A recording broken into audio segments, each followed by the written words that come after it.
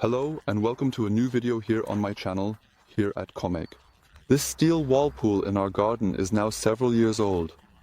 And now he is gone. This pool will be dismantled and replaced by a block pool. How I will do the whole thing, what I do and why I am doing it, I will summarize in a video project series. Today I will start dismantling the old pool and removing the steel wall. If you want to know how I do this and what to keep in mind, then stay tuned. It's about to start.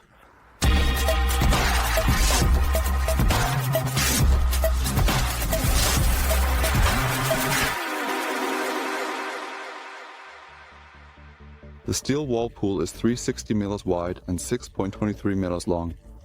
It has an oval shape. In the middle, a pool liner has been damaged. This liner has caused significant damage in the past, was taken. I suspect that the incorrect dosage of chlorine or the pH chemicals damaged the liner, was destroyed. Originally, the pool liner was supposed to be replaced with a new liner. However, we have decided to completely remodel and replace this pool with a large concrete one. Pool. For this, I will use the existing side retaining wall and extend over the long. Remove the sides. In order to install the new pool here, I first need to dismantle the old pool. Dismantle this steel wall pool. Today, I will remove the built-in components. The inlet nozzles, the skimmer and the spotlight. The water also needs to be drained so that I can remove the foil. Once that is done, I will dismantle and take down the steel wall. This is going to be an exciting task. This steel wall is really heavy. Let's see if everything goes as planned. Works as I imagined. To get the water out of the pool, I use a submersible pump on. I am using a model from Kerker. This pump is capable of handling 14,000 liters It takes an hour to pump down to a water level of 9 mm. However, this value is crucial for me. The pump can drain down to a water level of 1 mm. That is wipe dry. That is exactly what I need right now. The pump is relatively compact in its dimensions, as you can see. If you can, there is an external sensor through which I can set the water level for draining. Both contacts send the signal. Additionally, there is a filter that is located on the underside. It is plugged in. The pump has small feet that can be unfolded. Then the pump stands a little higher. The pump comes with a connection set that includes a quick release mechanism and an adapter piece for additional components, a water hose and a check valve that can be carefully inserted into the connection piece, such as a standard fitting. For example,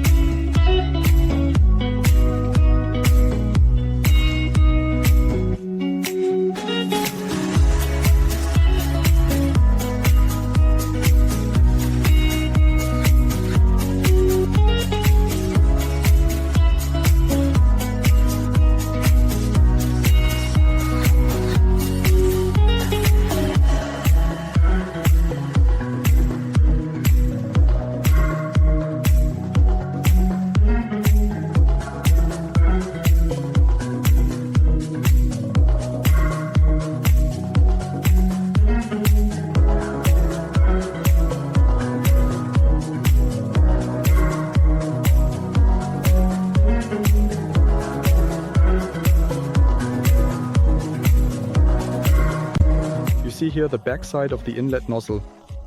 The nozzle is secured with a counter screw at the steel wall secured. If I loosen this screw, I can pull this part completely through. However, this angle piece is glued to the pipe. This corner piece fits no longer through the hole in the steel wall. Therefore, I need to make a cut here.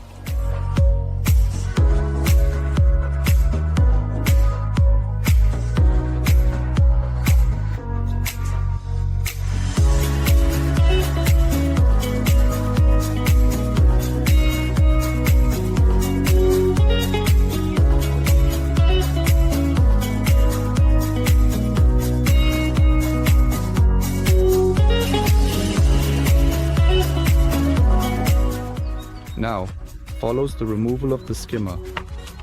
I first remove the cover. The cover frame has the edge has small notches. These notches engage with the small drill holes in the cover frame. When removing it, one must be careful not to break the frame. Now, I will carefully unscrew all the screws, making sure each one is placed safely aside. Now, with all screws removed, the cover frame will also be gently and carefully removed from its position.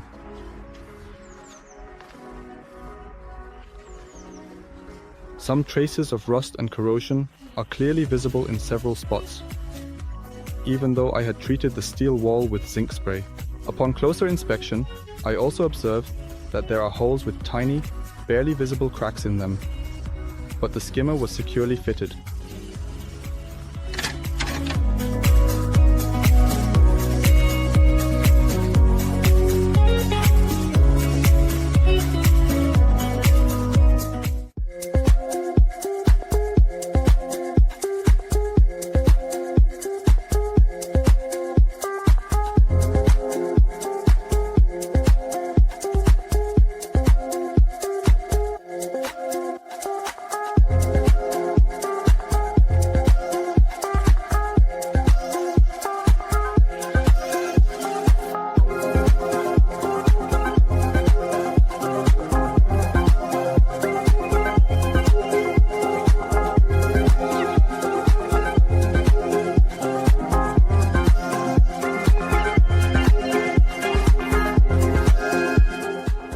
The skimmer has been removed.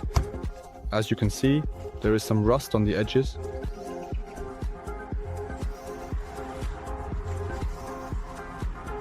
There is also rust on the back. I had the entire area, as can be seen from the color, protected with zinc spray. But the edges were apparently not well enough protected. To remove the lamp, I first loosened the two screws.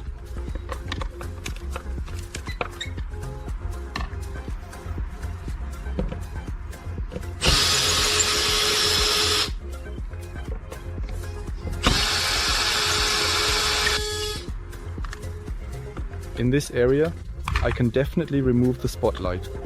Here, as you can see, rust has indeed formed. Rust has formed. The cable of the lamp is long enough. I could have used the lamp even with the pool filled, can be removed and repaired on top of the pool edge. I have taken the cable out of the lamp pot. Removed. The seals from the inside and outside are still intact. The seal ring is also intact. Is still good. I can reuse that. Now I can remove the lamp pot.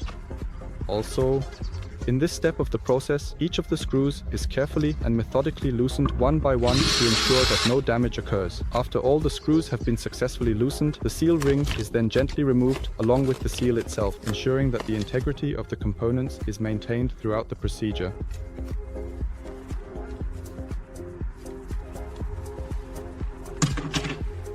Rust has also formed here.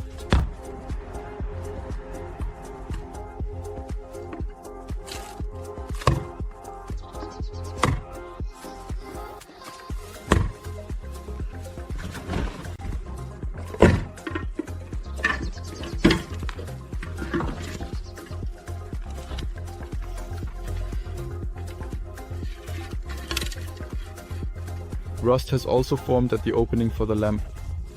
As you can see, the steel wall was not secured well enough. On one hand, the zinc spray was insufficient, and on the other, water reached these areas for others. Despite the passage of time, the remarkable condition of the steel wall remains a testament to its durability, but the steel wall is still very well preserved. 2. In order to be able to detach the pool liner, I will now remove the handrail. The handrail is from above, clicked in and will be knocked out by me.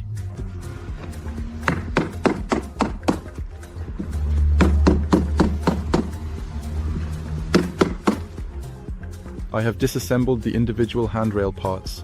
There are curves, smaller curves, and there are straight pieces. The pieces are connected to each other, connected by these nipples. In order to keep track of the order, I have noted it down on the backside marking made. But now back to the pool liner. At this point, as I said earlier, I mentioned earlier the inlet nozzle removed. However, I could not take it out because the pool liner was in the way. I now have the opportunity to remove the pool liner. To do this, I reach behind the liner and carefully pull it off. The liner has a fold that is gently placed on the edge of the steel wall, very securely. In order to optimally install the pool liner, or in my case, to remove it, it should be relatively warm. From 20 degrees C upwards, the pool liner is flexible and soft. I don't have the temperatures today. It's only just under 10 degrees C, and in the coming week it is supposed to get even colder. But time is pressing on me. That's why I have decided to remove the pool liner already today.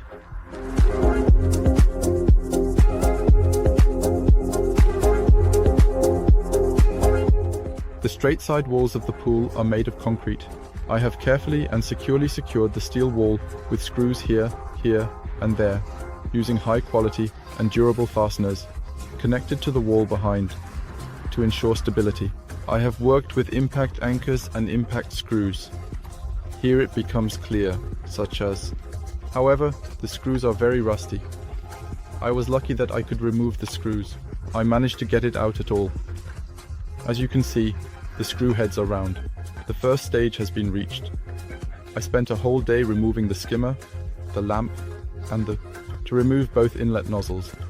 In addition, I have cleaned and folded the pool liner. In the next few days, I will take care of the steel wall. I have the side bracket. I have already disassembled everything. I only left one screw so that the pool does not collapse. This rail needs to be removed. I have to knock the rail out from the bottom to the top. The rail securely and firmly connects and holds the two ends of the steel wall together.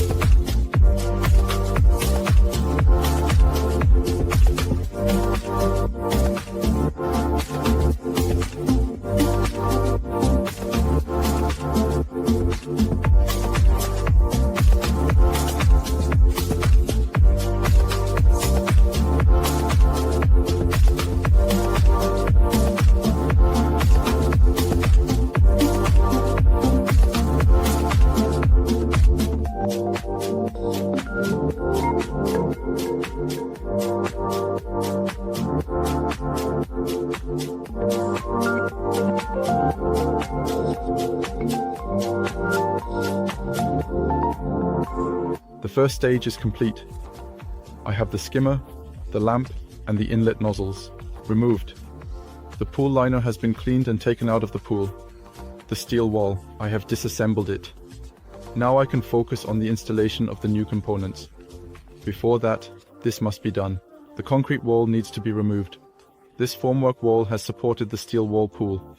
I do not need it more. In this area, the water is supposed to be in the future. In order to remove this concrete wall, I first need to very carefully dismantle the terrace that I built on this wall.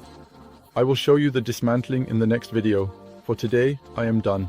If you want the dismantling, and if you don't want to miss the other topics related to the pool construction project, subscribe to my channel and activate the bell. Then you won't miss any of my new videos. Give me a like. If you enjoyed my video, take a look at my links below in the description.